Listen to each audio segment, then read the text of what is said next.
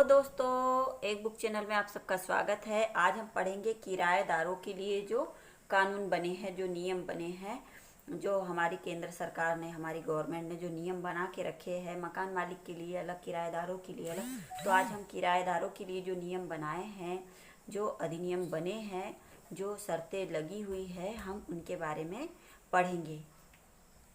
तो उसके पहले मैं बता दूं कि मैं आपको किस पुस्तक से पढ़ा रही हूँ। ये पुस्तक है भारत सरकार के नए कानून। एक छोटी सी बुक है, मात्र 30 रुपए की है और बहुत अच्छी पुस्तक है। इसमें सारे कानूनों के बारे में दिया हुआ है। तो चलिए हम स्टार्ट करते हैं। किराएदार के लिए कानून। पॉइंट नंबर 1, किराएदार की मृत्यु हो जाने पर उसके उत्तराधिकारी परिवार के लोग गत स्थान पर काबिज समझे जाएंगे और उन अधिकारों का प्रयोग करने के अधिकारी होंगे जो मृतक को प्राप्त थे। ऐसा नहीं होगा कि अगर कोई किराए से रह रहा है और मालिक की मृत्यु हो गई और उसके रिश्तेदार, उसके बच्चे, उसके परिवार के लोग या उसके माँ बाप जो है उन्हें मकान मालिक भगा देगा कि भाई जिसने किराए से लिया था वो तो नहीं रहा, तो अब तुम मत रहो घर में। ऐसा नहीं होगा। जितना हक उस मकान मालिक का था, उस किराएदार का था, जो मुखिया था उसका था, उतना ही हक उसके परिवार का भी होगा। अब अगला पॉइंट है, अधिकारी प्राप्त मकान या मकान के भाग को धूप, पानी तथा हवा से सुरक्षा करवाने के लिए आवश्यक मरम्मत करवा सकता है। अब इसमें जो अधिकारी प्राप्त यानी जो किराएदार है और मकान मालिक ने उसको मकान सौंप दिया है, वो किराया हर महीने वसूल रहा है, तो वह धूप, पानी और हवा से अपने किराए के मकान को सुरक्षित रखने के लिए मरम्मत करवा सकता है और मकान मालिक को सूचित कर सकता है कि मैंने इतना इसमें काम करवाया है।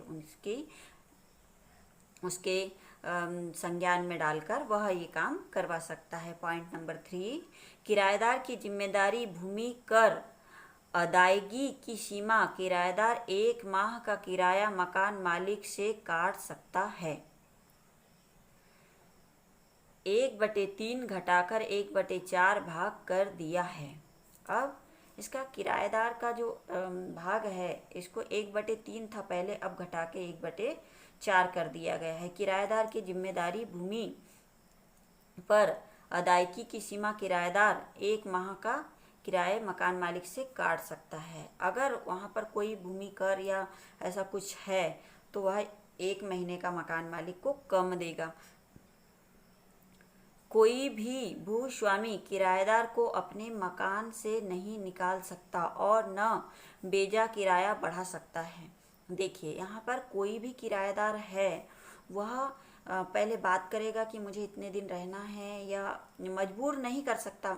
सीधी सी बात की जाए तो मकान मालिक किराएदार को बिल्कुल मजबूर नहीं कर सकता कि आपको अभी हमारा घर खाली करना पड़ेगा। अगर मजबूर करेगा तो उसके खिलाफ गवर्नमेंट, उसके खिलाफ कानून है जो कार्रवाई करेगा। अगला पॉइंट, कोई भी भूस्वामी किराएदार को अपने मकान से निकाल नहीं सकता। चलिए, ये तो 4th पॉइंट हो गया जिसपे हम समझ चुके हैं। अगला पॉइंट है, कोई भी भूस्वामी न्याय या पर्याप्त कारण के बिना किराएदार द्वारा जो चीज उपयोग की जा रही है, जैसे पानी, रोशनी, बिजली आदि कोई सुख सुविधा है, काटेगा या रोकेगा नहीं। जैसे मकान मालिक है, उसको बाद में ये लगता है कि नहीं मुझे इसे घर से निकालना है, तो बिजली देना बंद कर दिया, पानी देना बंद कर दिया, या जो भी कोई सुविधा है जो एक व्यक्ति को रहने के लिए ज़रूरी है, तो वो सारी सुविधाएं बंद कर देगा, तो यह भी गैर कानूनी है, यह भी दंड के प्रावधान में आता है। अगला पॉइंट है 6वां पॉइंट, किसी मकान का किराया वही मान्य होगा जो भूस्वामी और किराएदार के दरमियान तय हुआ हो।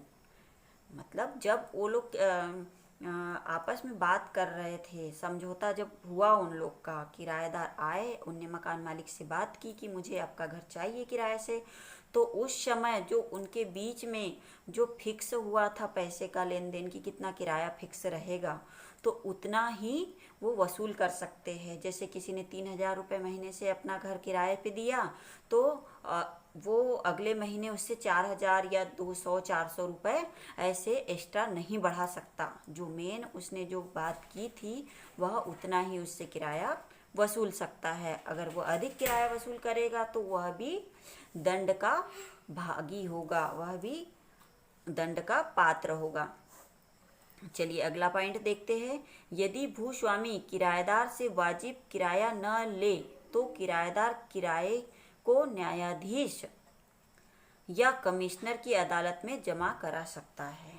देखिए ये भी एक नियम है कि अगर मकान मालिक वाजिब किराया जो उन लोगों के बीच में तय हुआ था, जिसमें मंजूरी हुई थी दोनों पक्षों के बीच में, अगर वो किराया बढ़ा कर लेता है मकान मालिक, तो किराएदार वह किराया जो उनके बीच में फिक्स हुआ था और जिसे अब मकान मालिक लेने से इनकार करता है, वह अपना किराया उसे न देकर न्यायाधीश या कमिश्नर की अदालत में जमा कर सकता है। यदि कोई भूस्वामी मकान की मरम्मत करना चाहे तो सिटी मजिस्ट्रेट या कमिश्नर की अदालत से आज्ञा प्राप्त करके मकान खाली करवा सकता है, मगर मरम्मत कराकर उसी किराएदार को देना होगा। ये भी एक प्रावधान है कि कोई जोर जबरदस्ती से मकान खाली नहीं कर सकता है कि मकान खाली कीजिए, मुझे घर की मरम्मत करवानी है, मुझे मकान की मरम्मत या रिपेयरिंग करवानी है, बहुत डैमेज हो गया है।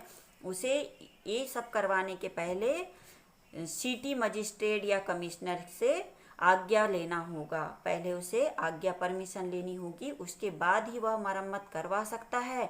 और फिर भी मरम्मत करवाने के बाद उसे उसी किराएदार को वह अपना मकान किराए पर देना होगा। यह भी एक इम्पोर्टेंट नियम है।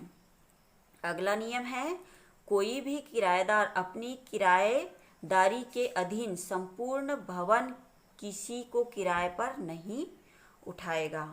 यदि कोई किराएदार है तो वो सोचेगा कि मैंने तो किराए से ले लिया है, अब मैं किसी और को किराए से ये दे देता हूँ, तो यह भी दंड का भागी होगा। वह व्यक्ति जो किराएदार होगा वो यहाँ दंड का पात्र होगा, उसे किसी और को किराए से नहीं देना है, नहीं दे सकता वो इस नियम के अंतर्गत।